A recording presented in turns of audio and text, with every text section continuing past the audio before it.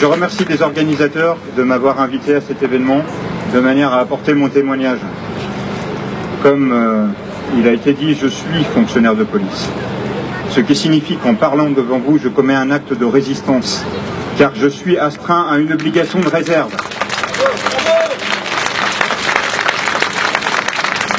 Par conséquent, cet acte de résistance, je voudrais le dédier à mes collègues, et c'est en leur nom que je vais prendre la parole, à ceux qui ne l'ont pas, et qui sont aujourd'hui meurtris.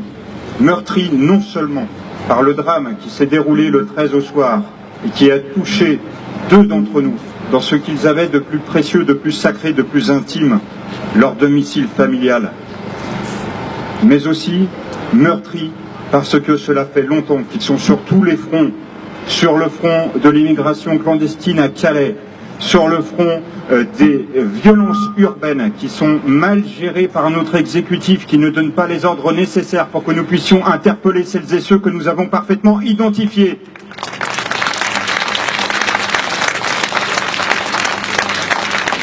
Sur tous les fronts, car enfin, comme cela a été très bien précisé, nous sommes en sous-effectif, et depuis longtemps. Je rappelle que pendant le quinquennat Sarkozy, ce sont 12 500 policiers et gendarmes qui ont été supprimés par le fait du non-remplacement d'un fonctionnaire sur 2 qui partait à la retraite. Ces postes n'ont toujours pas été compensés, alors que l'augmentation de l'activité policière ne cesse de peser sur l'activité de mes collègues qui se retrouvent, pour ceux qui sont en investigation, jusqu'à 200-300 dossiers par fonctionnaire. C'est ingérable. C'est ingérable et pourtant rien n'est fait. Nous savons que la menace terroriste pèse sur notre pays, nous avons identifié les auteurs, nous savions qui était ce monsieur Laroussi Abala. Il a été interpellé, il a été jugé, il a été condamné à 3 ans d'emprisonnement pour avoir organisé une filière djihadiste entre la France et le Pakistan en 2013. Que faisait-il dehors ?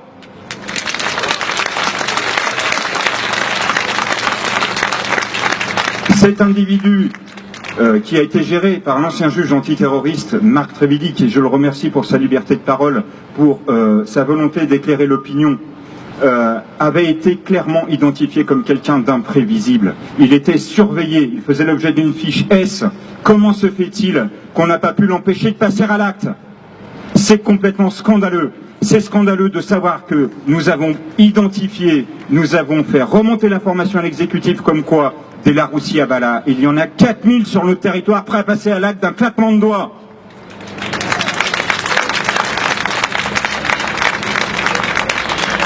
Tout cela, mesdames et messieurs, c'est une question de volonté politique. C'est une question...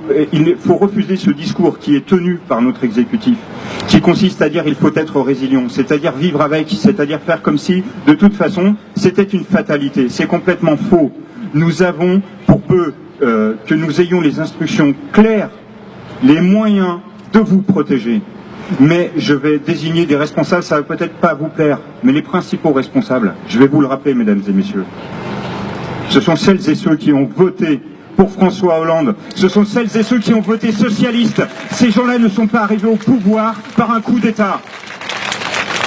C'est pourquoi je réitère l'appel à la résistance que j'ai lancé à l'ensemble de mes collègues. Je les appelle à faire la même chose que moi, à se départir de leur obligation de réserve, de manière à informer la population, car ce sont eux les électeurs qui peuvent mettre à notre tête un exécutif qui tient la route.